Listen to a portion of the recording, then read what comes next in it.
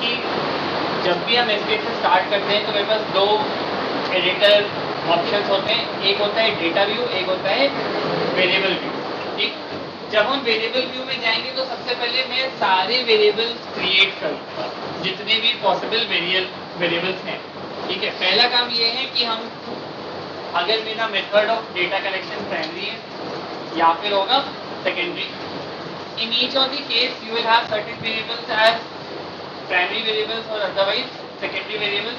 वो सारे वेरिएबल्स को आप क्या करेंगे, फर्स्ट डिफाइन करेंगे। जब डिफाइन करेंगे तो क्या क्या पैरामीटर्स होते हैं, एक तो वेरिएबल का नाम, वेरिएबल का लेवल, वेरिएबल किस टाइप का है, किस टाइप का मतलब नॉमिनल है, ऑर्डिनल है, रेशियो या इंटरवल है। ठीक, ये जब हम स्केल भी इसका डिफाइन कर लेंगे तो ऑटोमेटिकली वेरिएबल व्यू में ये सारा डिफाइन किया हुआ मिलेगा। This is what I have already done. ठीक है, ये जो अभी आपको SPSS का डेटा दिख रहा है वो टॉपिक था फाइनेंशियल एलिमेंट। ठीक है, I was trying to find out certain impact of certain variables on certain variables. Right?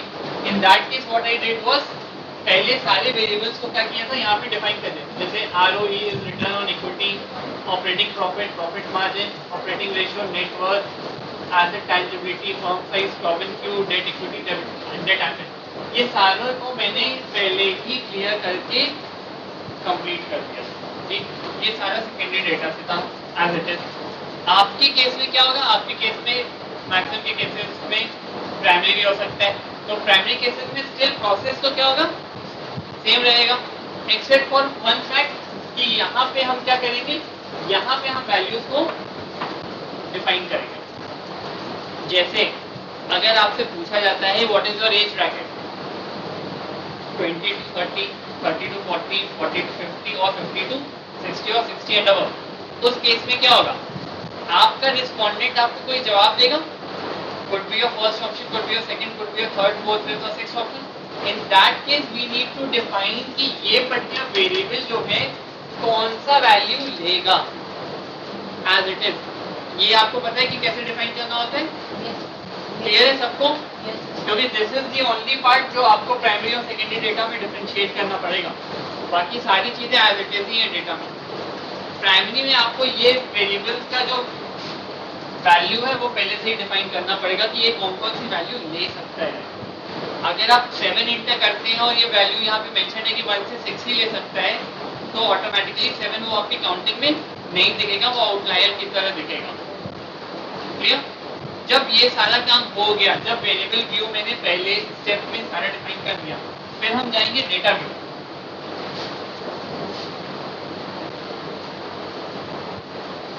Data view पे आगे सबसे पहला काम डेटा व्यू में क्या करना चाहिए, एनीवन? डेटा व्यू में सबसे पहले क्या करना चाहिए, डेटा एंट्री।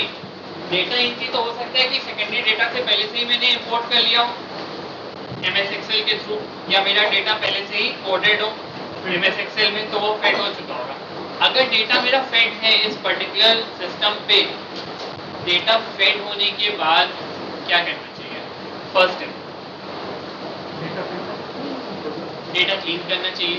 ठीक है, डेटा फिल्टर भी कर सकते हैं, केस वैल्यू भी कर सकते हैं। हमें जो भी करना है बिफोर अप्लाइंग एनी टूल और टेक्निक, हमें कोशिश करना चाहिए कि पहले हम ये चेक कर लें कि इसकी क्या फ्रीक्वेंसी है, क्या कोई आउटलायर तो नहीं है, क्योंकि आप मीन उसी समय लगाएंगे जब आपको पहले से ही पता होगा कि फ्रीक्वेंसी इसकी क्या है। तो सबसे पहला टूल हमें क्या लगाना चाहिए, हमें लगाना चाहिए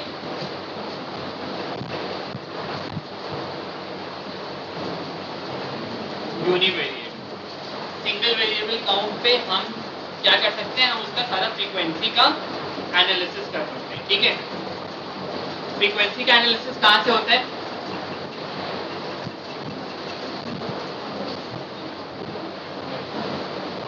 एनालाइज पे गए, डिस्क्रिप्टिव स्टैटिस्टिक्स पे जाएंगे, और डिस्क्रिप्टिव स्टैटिस्टिक्स से हम सीधा सीधा फ्रीक्वेंसीज पे जाएंगे, और फ्रीक्वेंसीज के बाद जितनी भी फ्रीक्वेंसीज मुझे चेक करनी होगी मैं उसको सेलेक्ट करके क्या करूंगा, नेक्स्ट स्टेप पे भेज दूंगा। ये सारा काम मैं क्या कर रहा हूँ, मैं सिर्फ फ्रीक्वेंसी के लिए कर रहा हूँ। स्टैटिस्टिक्स में कुछ चीजें पहले से ही डिफॉल्ट में होंगी और नीचे यहाँ पे मेंशन है डिस्प्ले फ्रीक्वेंसी टेबल्स, वो हम क्या करेंगे, हम पहले से ही हटा देंगे क्योंकि ये मेरा रिक्वायरमेंट नहीं है। मुझे सिर्फ फ्रीक्वेंसी काउंट देखना है कि क्या सैंपल साइज सही आ रहा है कि नहीं आ रहा है।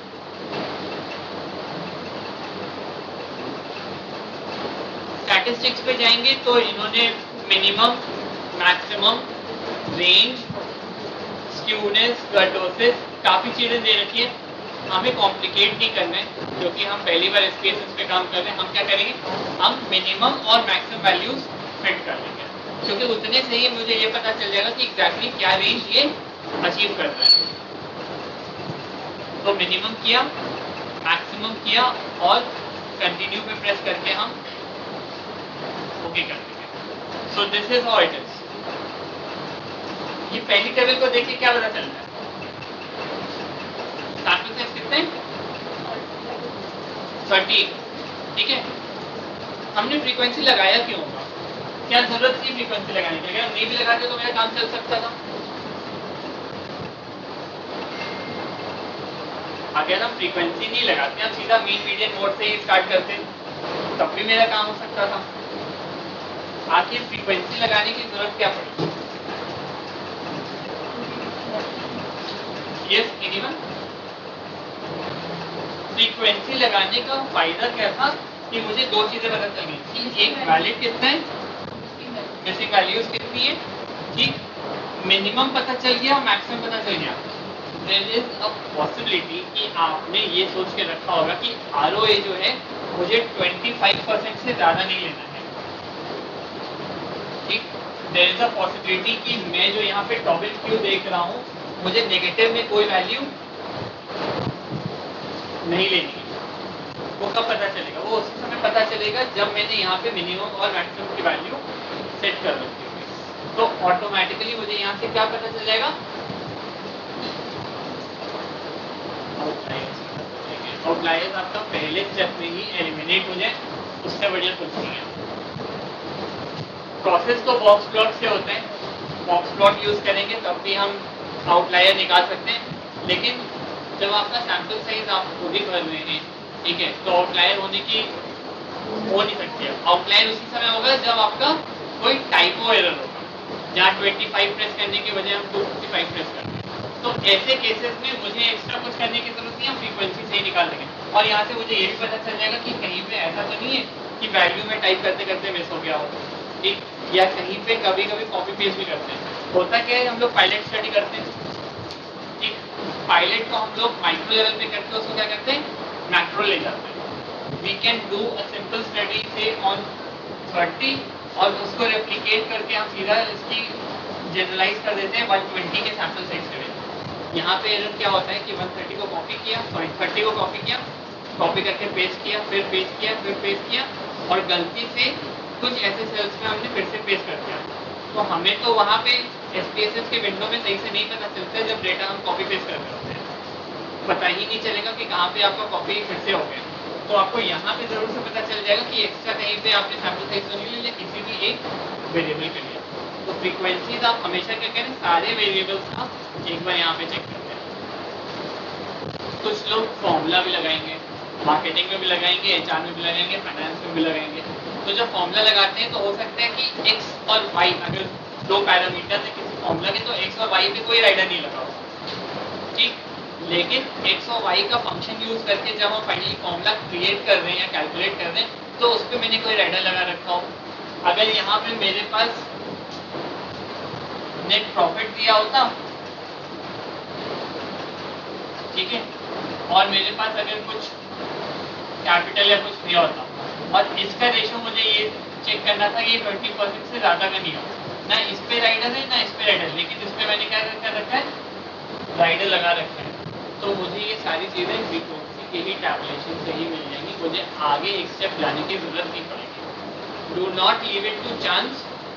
जब आपके पास एक सिस्टम है तो सबसे पहला काम यही करना है कि हम वेरिएबल व्यू को पहले डिफाइन करेंगे। वेरिएबल व्यू जब मेरा डिफाइन हो गया होगा, डेटा व्यू तो आपको खुद ही इंटर करना है। उसके बाद हम सबसे पहले फ्रीक्वेंसी पे जाएंगे और वहाँ पे हम चेक करेंगे आउटलायर्स के लिए मिनिमम मैक्सिमम का रेंज चेक करेंगे और ये देखेंगे कि क्या मेरा सैंपल साइज सही है across all variables. Clear to everyone? जिनके पास SPSS है चाहे तो ये वाला टूल अपने उस पर लगा के देखो। कितने लोग SPSS पे काम कर रहे हैं अभी? Raise your hands. ओके,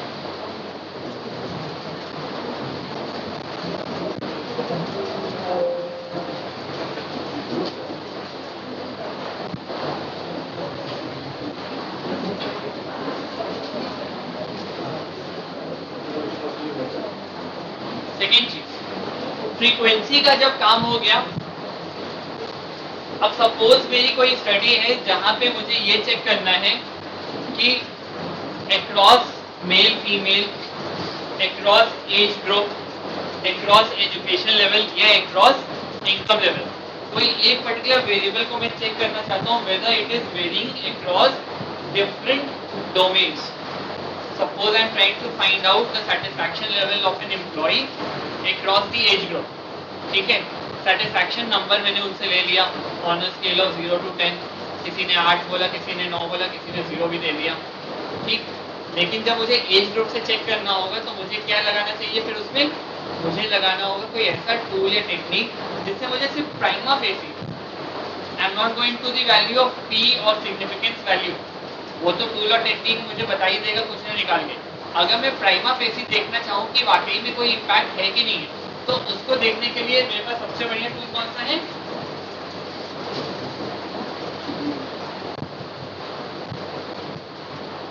अगर मेल और फीमेल के बीच का सेटिस्फैक्शन लेवल देखना है किसी भी एक पर्टिकुलर कॉर्पोरेट सेक्टर में, से 30 या सेटिस्फाइड इनसे डिससेटिस्फाइड का लेवल है ऐसे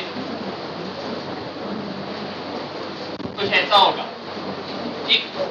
ऐसी वेरिएबल्स का distribution across particular division of any class of variable is called a crosstab।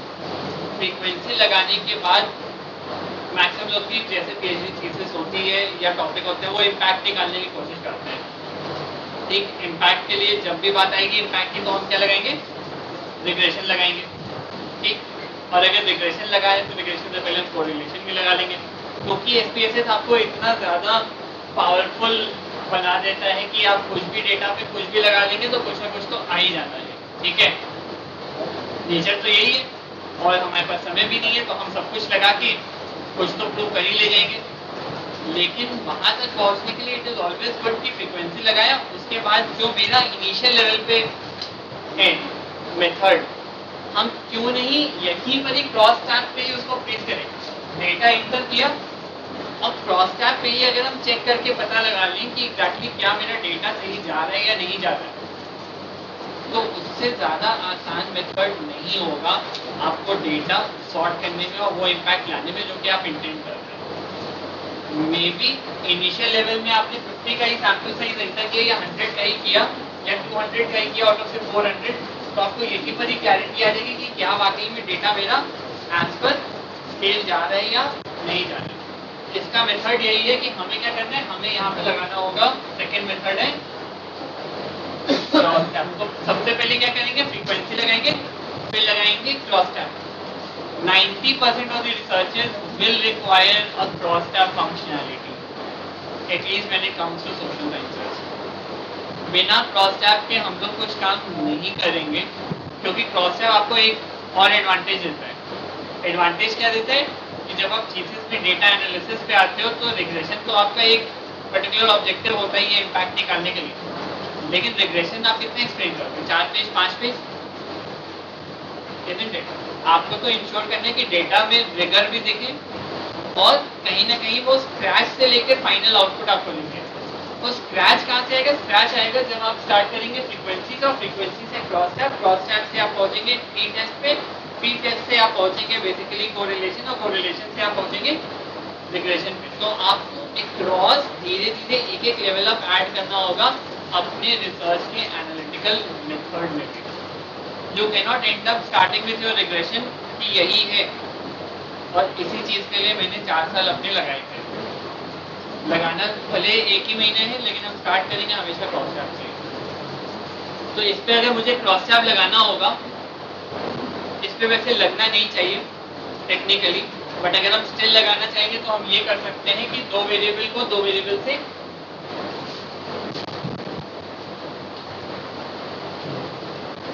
जैसे यहाँ पे कौन कौन से वेरिएबल है, रिटर्न ऑन एसेट है, आरओई है, ऑपरेटिंग मार्जिन है, नेटवर्थ और ये सब है। अगर मुझे चेक करना हो तो मैं ये चेक कर सकता हूँ कि क्या रिटर्न ऑन इक्विटी या ऑपरेटिंग सिस्टम किसी पर्टिकुलर चीज से वेरी करता है कि नहीं करता है। वेरी कब करेगा, जब आपका वेरिएबल जो होगा वो किस में होगा, कैटेगरीज में होगा। क्या यहाँ पे कोई कैटेगरी है किसी भी में? नहीं है। तो क्या मुझे एसपीएसएस आउटपुट देगा? टेक्निकली देना तो नहीं चाहिए। अगर मेरे वेरिएबल में कैटेगरी ही नहीं है तो कैटेगरी अक्रॉस कैटेगरी तो देना ही नहीं चाहिए। लेट अस सी,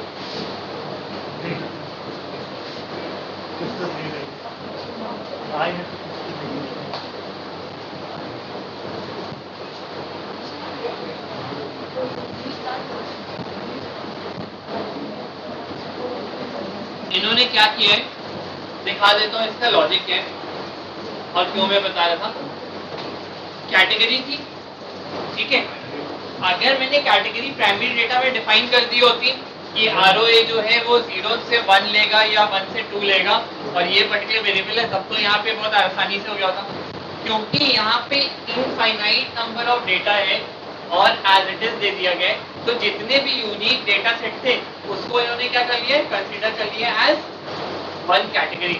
तो जितनी भी डिफरेंट वो वैल्यूज ले सकता था आरओए, उसको इन्होंने क्या किया, अक्रॉस लेवल्स शो कर दिया। ठीक है, फायदा क्या है, नुकसान क्या है? इस केस में ना फायदा ना नुकसान, बेसिकली इसकी यूटिलिटी 0 है यहाँ के केस में। लेकिन जब आप प्राइमरी डेटा लगाते हैं और डेमोग्राफिक प्रोफाइल को यूज कर रहे होते हैं, ये तो सेकेंडरी डेटा है तो ऑटोमेटिकली आपने डेमोग्राफिक प्रोफाइल यूज नहीं किया, लेकिन डेमोग्राफिक प्रोफाइल जैसे ही आएगा जहाँ पे हम बात करेंगे कौन कौन से फैक्टर्स की, एज, इनकम, जेंडर, ऑक्यूपेशन,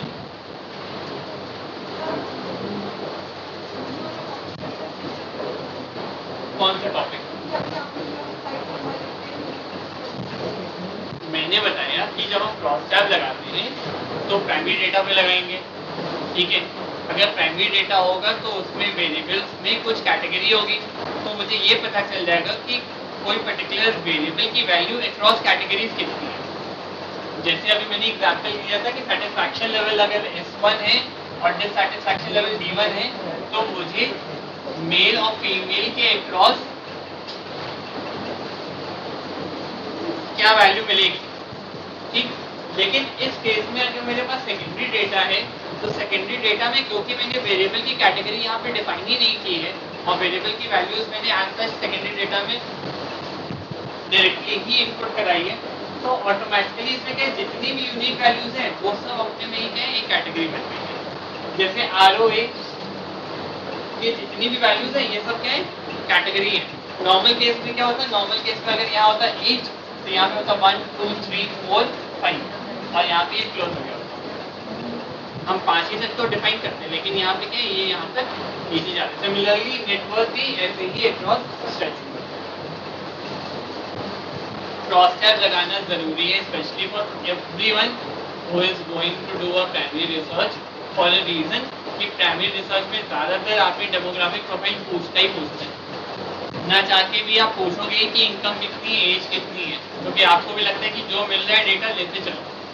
बाद में कहाँ पे क्या हम कैलकुलेट कर ले जाएंगे, क्या कंप्यूट कर ले जाएंगे, वो आपका सेकेंडरी मोटिव होता है, राइट। तो this becomes a part of your study, may be not your primary research, not your primary objective, but still आप कहीं पे कहानी डालने के लिए जरूर से करते हो। एंड एक इसका फायदा होता है जब आप फाइनली कंक्लूजन पे आते हो, फाइंडिंग्स पे, तो फाइंडिंग्स में आप क्या लिखते हैं, पॉलिसी मेकर्स के लिए सजेशन, ठीक। जब आप पॉलिसी मेकर को सजेशन बता रहे होते हो तो आप क्या बताते हो, आप बताते हो it is something which can be generalize for the people at large, and when you are considering people you have to also consider their demographic profile, and demographic profile लगा रहे हो तो क्रॉस टैब जरूर से लगेगा। उसके बिना कोई काम नहीं होता, ठीक है।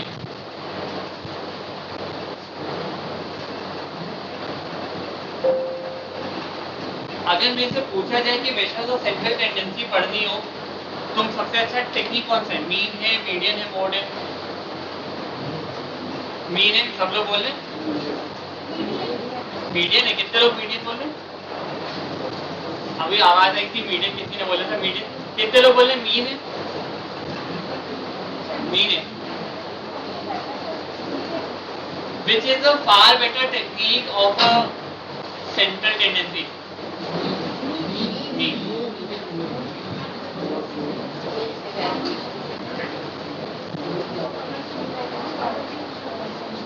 लेट अस सपोज मेरे पास एक डेटा सेट है D1, समझते हैं।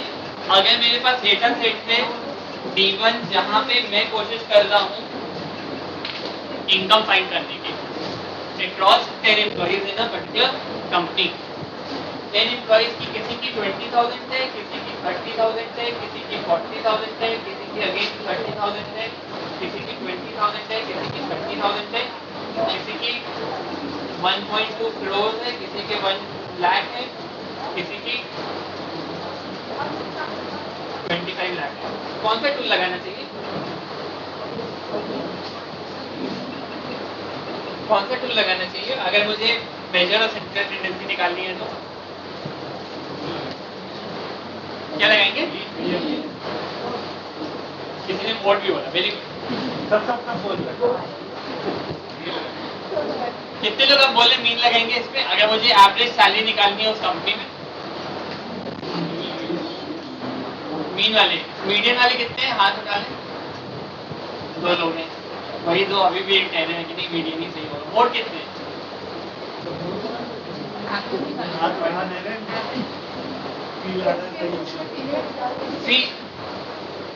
SPSS तो वैसे भी रोबोटिक है, उसको क्या ही लेना देना कि आप क्या निकाल लो, जो बोलोगे वो निकाल देगा, ठीक। लेकिन हम जरा सी स्टैटिस्टिक भी अगर समझ लें तो मीडियन, मीन, मोड, अगर हम इसका नॉर्मल प्लॉटिंग करेंगे तो मुझे कुछ ऐसा दिखेगा।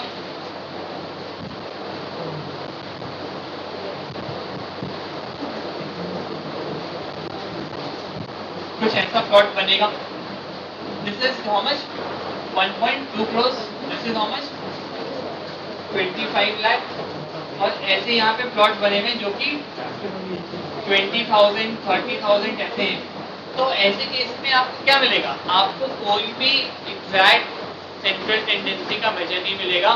Mean is not a good statistic major.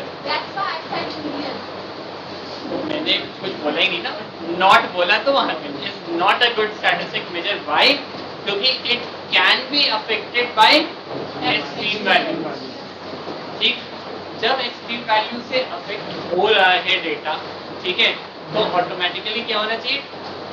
Mean use ही नहीं करना चाहिए। हमें क्या यूज करना चाहिए? मीडियन यूज करना चाहिए। प्रॉब्लम आती है। प्रॉब्लम क्या आएगी? प्रॉब्लम आएगी कि जब हम टी टेस्ट लगाएंगे या आगे के जो हायर लेवल टेस्ट लगाते हैं वो टेस्ट ऑफ मीन्स है। टेस्ट ऑफ मीडियंस कम है, टेस्ट ऑफ मीन्स ज्यादा है।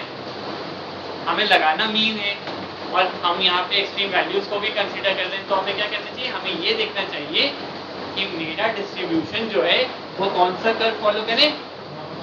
नॉर्मल डिस्ट्रीब्यूशन फॉलो करे, राइट। तो अगेन जब मैंने आउटलायर देख लिया, ये सब देख लिया, तो मुझे थर्ड स्टेप क्या करना चाहिए? मुझे ये देखना चाहिए कि मेरा डिस्ट्रीब्यूशन नॉर्मल डिस्ट्रीब्यूशन फॉलो करे। अगर नॉर्मल डिस्ट्रीब्यूशन फॉलो नहीं करता है तो क्या होगा?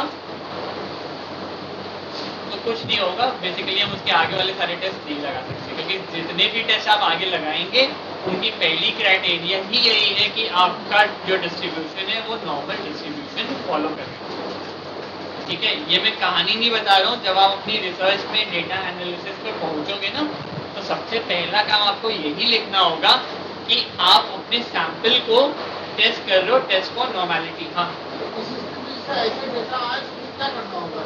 मीडियन लगाना हो तो आगे का प्रोसेस तो बंद हो जाएगा। ऐसा है कि डेटा हम आउटलायर टाइप को निकाल दिया जाए। दो मेथड है। अगर आपका डेटा में आपको दिख रहा है कि कोई आउटलायर है तो ऑटोमेटिकली ये है कि आपको हम आउटलायर एलिमिनेट करें, ठीक।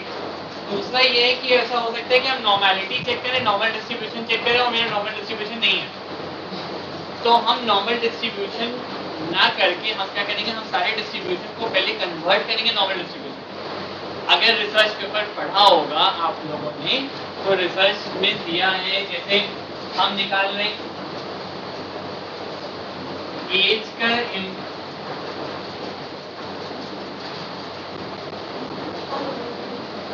अगर हम निकालना चाह रहे हैं कोरिलेशन या something impact of age on adventure levels of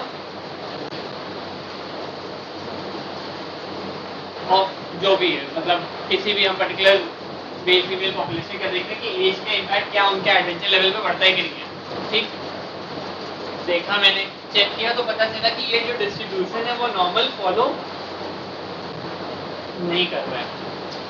तो उसमें अच्छी बात यह है कि हमारे पास दूसरा ऑप्शन है कि हम पूरा डिस्ट्रीब्यूशन क्या कर सकते हैं, लॉग ऑफ, जैसे एक मेथड होता है हम लॉग ऑफ एज ले सकते हैं, और क्या लॉग ऑफ एज लेने के बाद क्या ये पूरा डिस्ट्रीब्यूशन मेरा नॉर्मल में हो जाए, ठीक।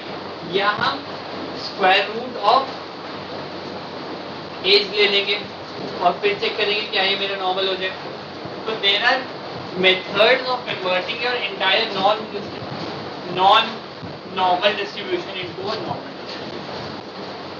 तो जब हमने डेटा इंटर कर लिया है उसके बाद हमने उसको क्रॉस-चेक कर लिया, हमने सारी चीज़ें कर ली है, हमें हड़बड़ी नहीं करनी है, हमें डिस्ट्रीब्यूशन उसी समय ही सही कर लेना है और उसको नॉर्मलिटी में चेक कर लेना है।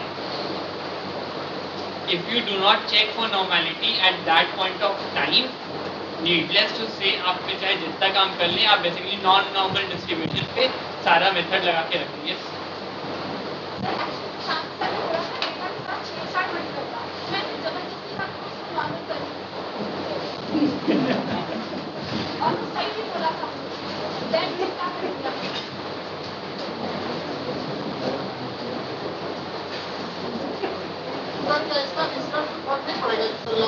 करके हम कर लिए या स्क्वायर रूट कर लिए तो final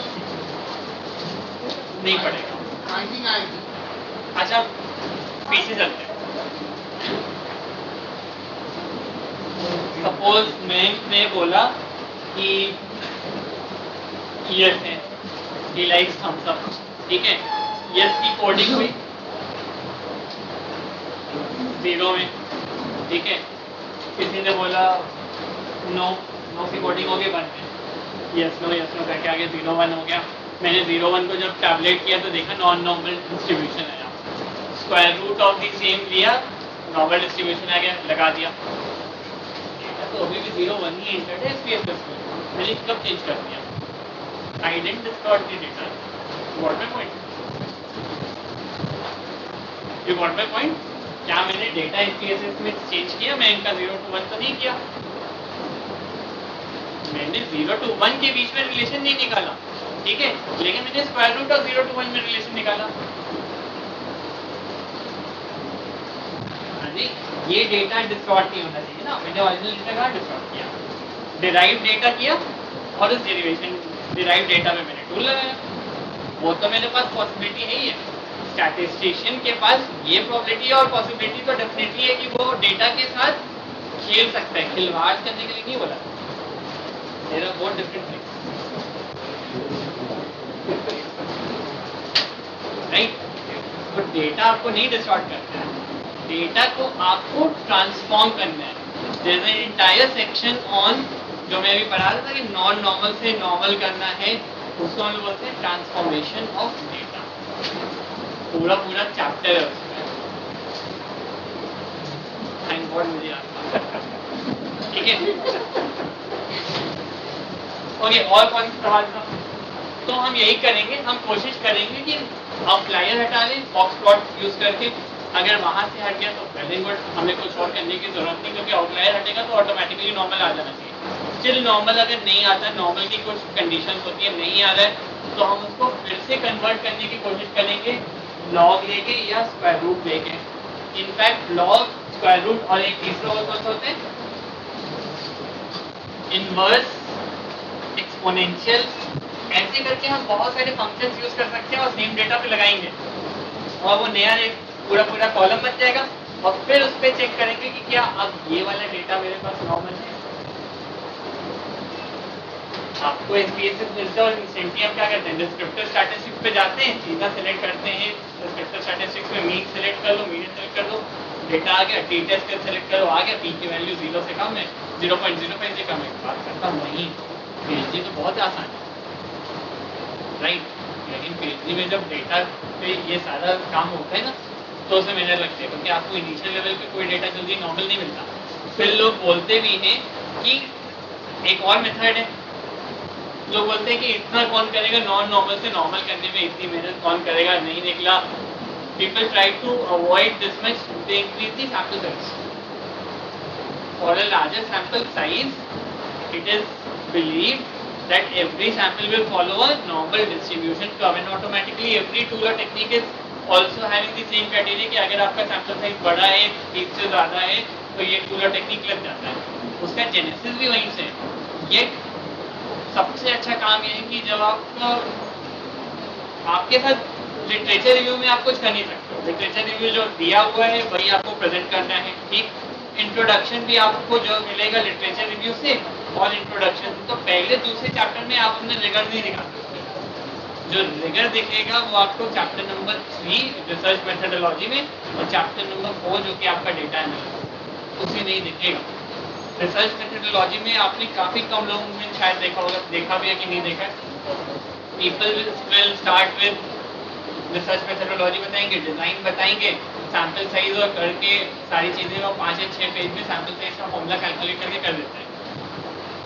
but the fact is अगर आपने क्वेश्चनर में काफी वेरिएबल्स ले लिए हैं और वेरिएबल्स को आप स्ट्रीमलाइन करके कम वेरिएबल्स पे जा रहे हो, तो रिलायबिलिटी, वैलिडिटी, सारी चीजें आपको रिसर्च मेथोडोलॉजी में ही दिखानी चाहिए।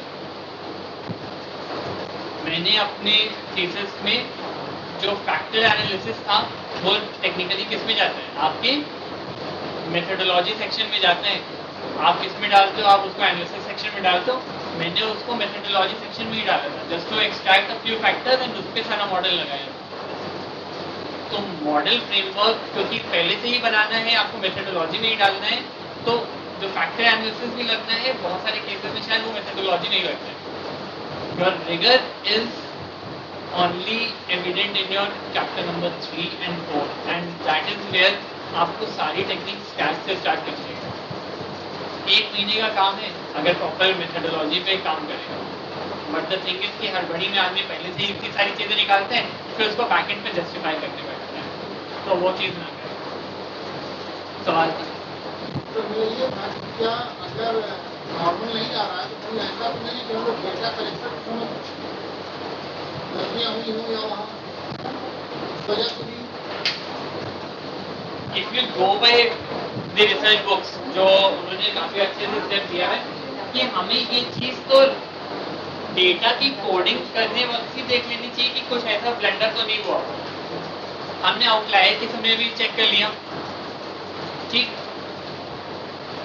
नॉर्मल प्रैक्टिस है कि हम डेटा नहीं चेंज करते हैं, जो भी मेरा आउटपुट है हो सकता है कि मैं ये शो करना चाह रहा हूँ कि impact of price changes on consumer goods buying behaviour, मेरे हिसाब से तो होना चाहिए, लेकिन जो डेटा है वो बोले नहीं। तो जब डेटा नहीं बोल रहा है तो 2 चीजें हो सकती है, या तो आपका सैंपल साइज रिप्रेजेंटेटिव नहीं था, ठीक, हो सकता है डेटा शायद नहीं है, और हो सकता है कि शायद यही रीजन भी हो, शायद वाकई में कोई इम्पैक्ट नहीं हो। तो in that case then it becomes a challenge कि अगर आपका सैंपल साइज सही है, आपने सही से किया है सैम्पलिंग का मेथड, तो फिर आपको सिर्फ ये करना चाहिए जो रिजल्ट आया है उसको आप अपने इंटरप्रिटेशन से जस्टिफाई करें। You can not come with a pre conceive notion कि मुझे इम्पैक्ट दिखाना ही दिखाना है, उसके लिए सारा डेटा डिस्टॉर्ट कर दें, नहीं कर सकते, ठीक है। डेटा नहीं डिस्टॉर्ट कर सकते हैं, डेटा चेंज नहीं कर सकते हैं, हम ये जरूर से कर सकते हैं कि हम डेटा के को एडिक्वेट करके हम उसको जस्टिफाई कर सकते हैं कि maybe this is what was actually happening. अगर प्राइस का इम्पैक्ट नहीं हो रहा है और still consumer buying behaviour is changing, maybe some other external factor is there जिसके कारण चेंज हो रहा होगा। पढ़ते तो है हम लोग डिमांड इफेक्ट में, प्राइस इफेक्ट में, कि सब्स्टिट्यूशन इफेक्ट काम में आ जाता है, इनकम इफेक्ट काम में आ जाता है, हो सकता है वो शायद काम में आता है।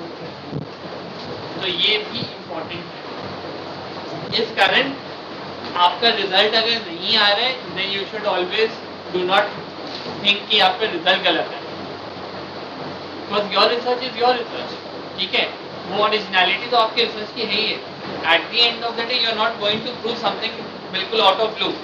हमको तो वही है जो मैंने रिसर्च की है, आप उसको जस्टिफाई कर लो तो बहुत आराम से अवॉर्ड होगी, बहुत ही आराम से अवॉर्ड होगी। जरूरी नहीं है कि कॉमन हर्ड मेंटालिटी रखें और सेम चीज को जस्टिफाई करने पे चले जाएं, वो शायद ज़्यादा मुश्किल है। लेकिन अगर आप सिंपल से रखें और जो भी रिजल्ट आ रहा है उसको जस्टिफाई कर दीजिए, वो बिकम क्योंकि डेटा आपने एक बार कलेक्ट किया, कितनी बार डेटा कलेक्ट करेंगे, और सैम्पलिंग सही होनी चाहिए और उसका जस्टिफिकेशन होना चाहिए। और नॉन नॉर्मल और नॉर्मल वाला तो क्लियर हो गया कि यही करना पड़ेगा। और टूल टेक्निक लगाने से पहले ही हम नॉर्मेलिटी भी प्रूव करेंगे और वो अपनी चीज़ें से लिखेंगे भी। हमें आउटलायर्स भी दिखाने पड़ेंगे कि हमने आउटलायर्स हटाए हैं, हम ये भी दिखाएंगे कि हम नॉर्मेलिटी है कि नहीं है। There are so many methods of testing the normality, हम वो सारे मेथड दिखाएंगे वहाँ पे, not to showcase my intelligence, but to ensure कि अगर रिसर्चर या इवैल्यूएटर पढ़ रहा है मेरी थीसिस में तो उसको लगेगा कि अच्छा he's taken pains even to explain this, right? जब ये सारा डेटा की कोडिंग और सेग्रीगेशन और सफाई हो गई, डेटा क्लीनिंग हो गई, फिर हम स्टार्ट कर सकते हैं कि ठीक है यहाँ से एनालिसिस पार्ट होगा। अब एनालिसिस का भी इशू एक ये आता है कि मैंने अगर 3 ऑब्जेक्टिव रखे हैं, ठीक है 1 2 3, तो ऑब्जेक्टिव 1 पे जो भी आएगा उसकी हाइपोथेसिस बनेगी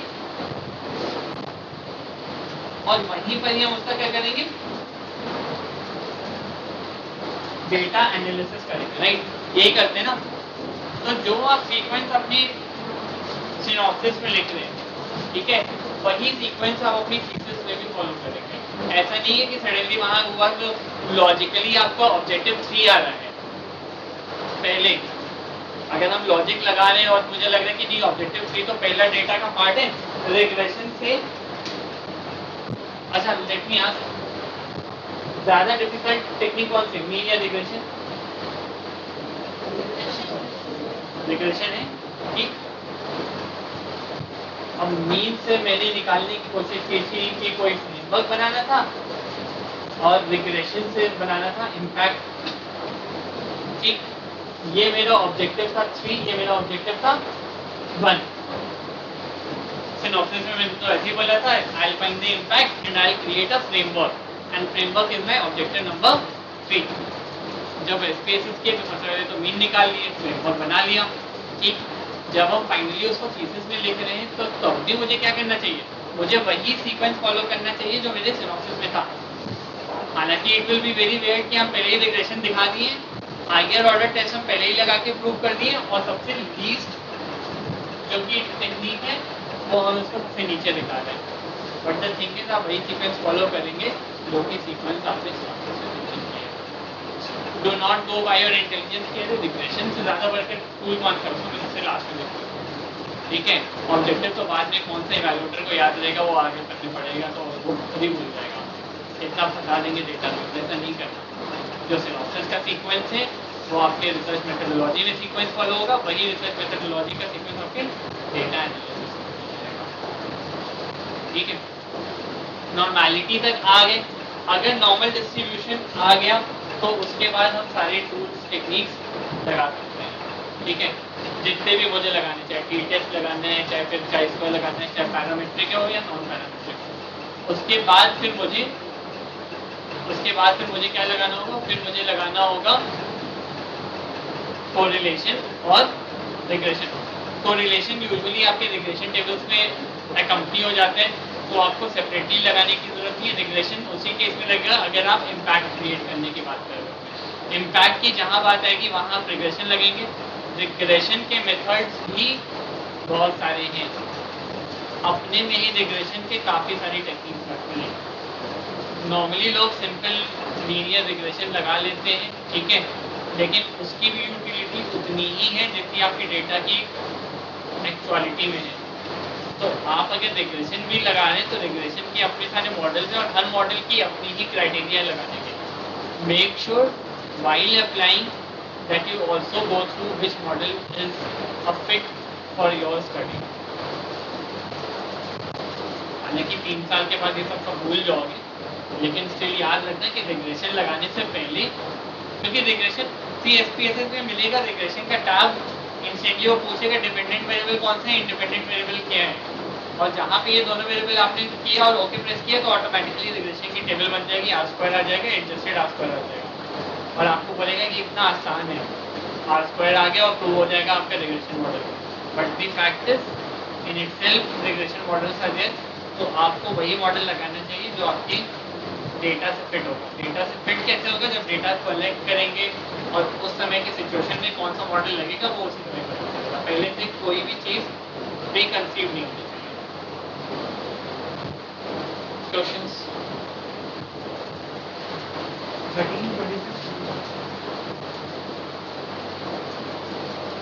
26?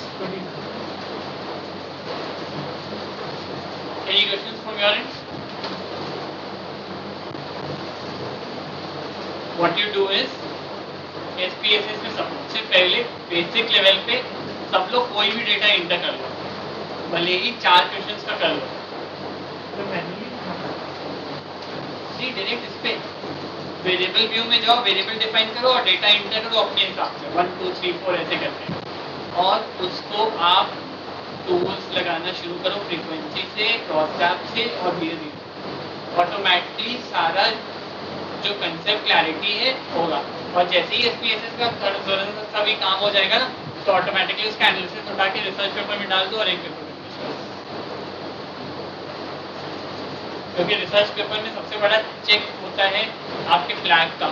फ्लैग आता है जब आप लिटरेचर रिव्यू लिखते हैं, तो जब आपके पास कंटेंट प्राइमरी डेटा से आ जाएगा, कुछ मेथड आ जाएगा, तो रिसर्च आपका ऑटोमेटिकली क्रिस्प और कंसाइज हो जाएगा, तो आपका फ्लैग ऑटोमेटिकली कम हो जाएगा। रिसर्च पेपर लिखने का तो टेक्निक यही है कि आप प्राइमरी डेटा उठाओ और बनाओ, और प्राइमरी डेटा भी बहुत अच्छा बन जाएगा। In case you all have questions, you may ask. Otherwise, I'll wind up.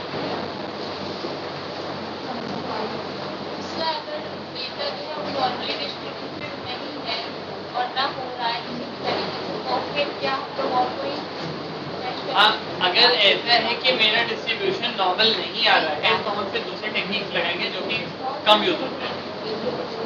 There are always alternative. अगर आपका डेटा नॉर्मल डिस्ट्रीब्यूशन हो रहा है तो आपके पास set of tools and techniques हैं जो कि लगेंगे। अगर आपका डेटा नॉर्मल नहीं हो रहा है तो ऑटोमेटिकली आपके पास फिर से set of tools and techniques हैं जो लगेंगे, तो वो सारी चीजें SPSS डेटा होगा तो नॉन नॉर्मल है तो नॉर्मल करेंगे और फिर वो टेक्निक लगाएंगे। अगर वो उसके बावजूद नहीं नॉर्मल हो रहा है कोई बात नहीं, डेटा तो हम नहीं चेंज कर सकते। हम क्या करेंगे, हम दूसरे मेथड लगाएंगे जो कि नॉन नॉर्मैलिटी को फॉलो करते हैं, चाहे वो पॉइजन को फॉलो करें या वेस्ट को फॉलो करें, लेकिन फॉलो जरूर से करेंगे। Yes, any more questions? कल SPSS जो है प्रशांत से प्रॉब्लम लेंगे, तो आप लोग सिर्फ इतना करिएगा कि SPSS में डेटा एंटर करके आइएगा और याद करके कम से कम कुछ चीजें एंटर करके ही जरूर से लेके आए, वरना उसका कोई पॉइंट नहीं है कि अगर दिए ठीक है तो उस पर आपने टूल्स लगाए, क्या क्या लगा लिए? फ्रीक्वेंसी लगा लिया, क्रॉसटैब लगा लिया, चार्ट लगा लिया, ठीक है, मीन मीडियन मोड भी लगा लिया। ओके, इन दैट केस काफी कुछ काम कर रहे हैं, तो अब कोरिलेशन भी लगा लेना। सी SPSS इज इजी। एक बार हम एनालाइज पे जाएंगे तो मेरे पास सारी चीजें आ जाएंगी। You only need to have a basic understanding of whatever tools I mention. अगर कोरिलेशन है तो मुझे पता होना चाहिए कोरिलेशन का रेलेवेंस क्या है। अगर मुझे पता है कि मीन मीडियन मोड निकालना है, क्वार्टाइल निकालना है, स्क्यूनेस और कर्टोसिस दिया हुआ है, तो क्यों निकालना है। इतना पता होगा तो ऑटोमेटिकली बहुत सारी चीजें आ जाएंगी। जो काम मैं एक्सपेक्ट करता हूँ वो पहले प्री टेस्टिंग का काम इम्पोर्टेंट हो जाता है, एंड प्री टेस्टिंग में ही मेहनत लगेगी। नॉर्मल डिस्ट्रीब्यूशन चेक करने में, आउटलायर्स चेक करने में, अगर हम आउटलायर्स और नॉर्मल डिस्ट्रीब्यूशन चेक कर लेंगे तो जो टेक्निक आप लगाएंगे वो जस्टिफाई हो जाएगी। जहाँ इवैल्यूएटर को दिखेगा कि नॉर्मल डिस्ट्रीब्यूशन भी इसने सिखा दिया है और आउटलायर भी हटा दिया है, तो वो मान के चलेगा कि अब डेटा सही है। You have to also understand psychology of the evaluator. ठीक है। सिनॉप्सिस का फॉर्मेट सिनॉप्सिस का फॉर्मेट सारी शेयर करेंगे। एनीवे सिनॉप्सिस का format, see your synopsis is only a bird's eye view of your research. ठीक, your project proposal या आपकी पीएचडी का जो नॉर्मल फॉर्मेट होता है, जो 6-7 सेक्शंस होते हैं, except your findings and conclusion, वो सारे हटाने के बाद नीचे से बाकी जो ऊपर के 4 फैक्टर्स हैं, चाहे वो इंट्रोडक्शन हो, रिव्यू ऑफ लिटरेचर हो, रिसर्च गैप हो, सिग्निफिकेंस हो, ओरिजिनलिटी हो और डेटा रिसर्च मेथोडोलॉजी हो, वो सारे सेक्शंस आपके सिनॉप्सिस में भी होंगे।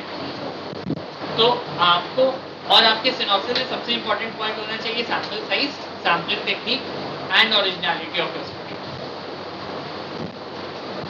उस जरूर से लिया जाएगा कि आपकी रिसर्च में ऐसा क्या है जो पीएचडी करने लायक है।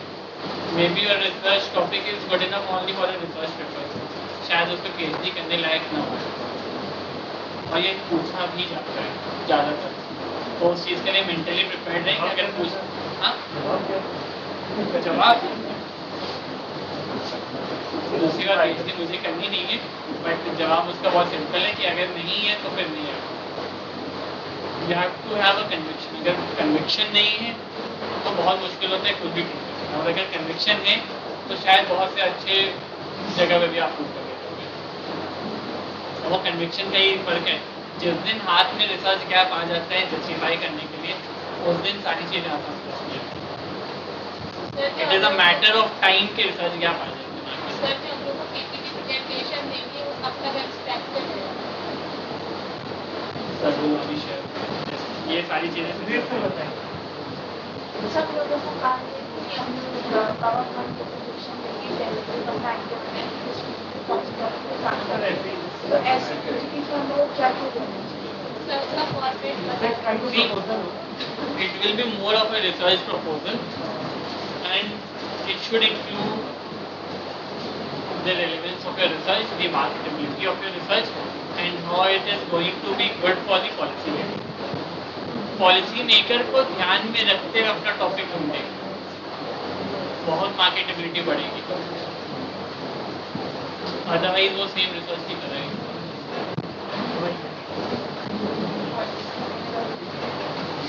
ठीक है, that is it. I will be sharing.